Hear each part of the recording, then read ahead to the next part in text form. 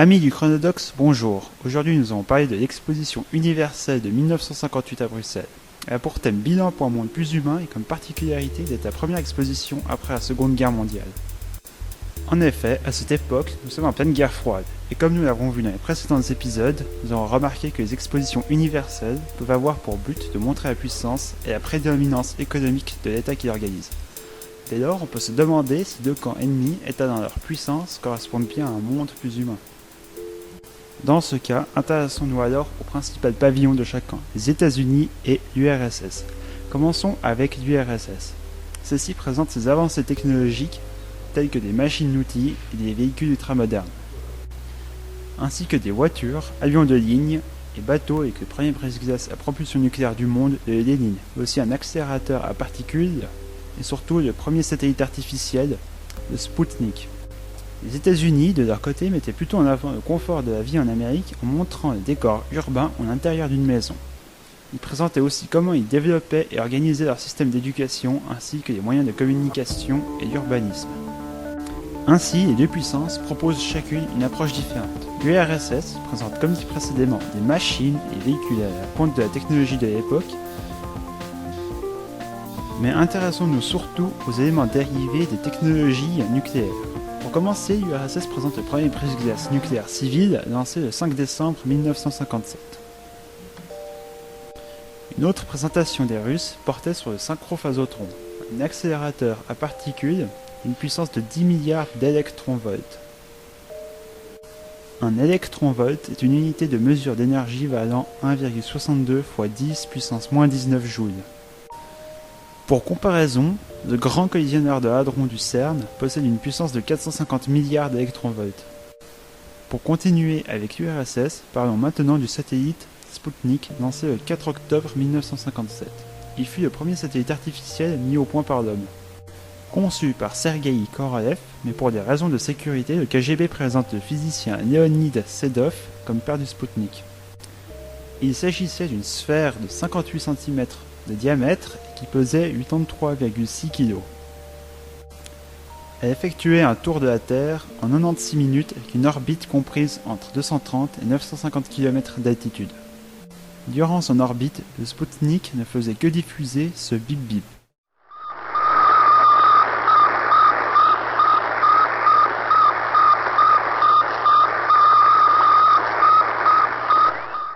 Écouté depuis des radios amateurs.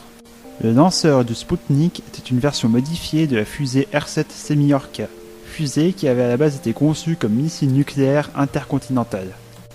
Le lancement du Sputnik eut un grand retentissement, en particulier aux USA où on croyait que les soviétiques possédaient la technologie pour tirer des missiles nucléaires depuis l'orbite terrestre.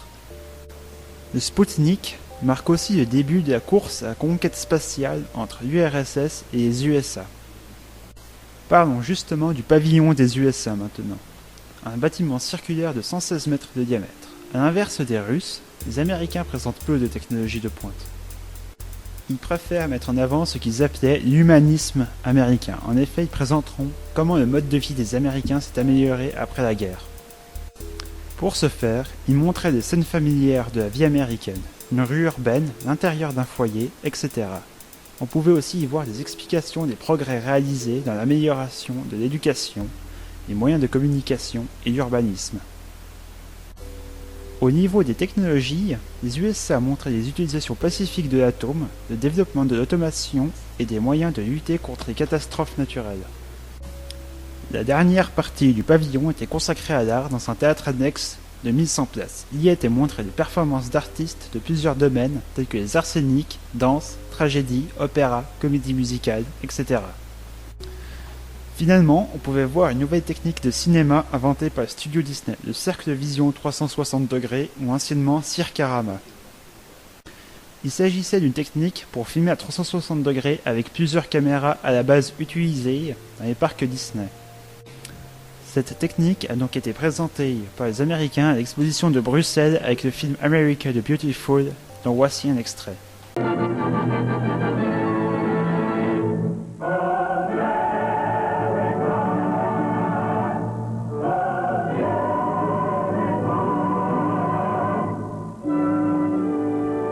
Tempest tossed to me.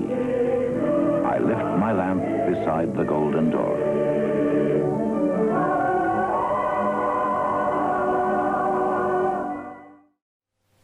On pourra donc remarquer que les deux superpuissances proposent chacune une approche différente pour exposer leurs forces et leur idéologie. L'URSS arrive avec des technologies de pointe qui sont très proches de l'armée et de l'énergie atomique. Tandis que les USA, qui étaient en retard technologiquement à cette époque, ont préféré montrer comment ils amélioraient la vie de l'être humain plutôt que des prouesses technologiques ne profitant que peu à l'humanité. Entre ces deux camps, on trouve la Belgique, pays neutre, qui fait rôle de médiateur entre les deux pays ennemis de la guerre froide. Essayant de calmer le jeu et de rappeler qu'un des thèmes principaux de l'exposition est la paix. Un thème d'ailleurs représenté par l'atomium, symbole de l'exposition, qui représente à la fois un atome et les pays connectés entre eux. Et voilà, c'est tout pour cet épisode de Chronodox dédié à l'exposition universelle de 1958 à Bruxelles. Je vous remercie de votre attention et vous donne rendez-vous pour le prochain épisode consacré à l'exposition de Séville en 1992.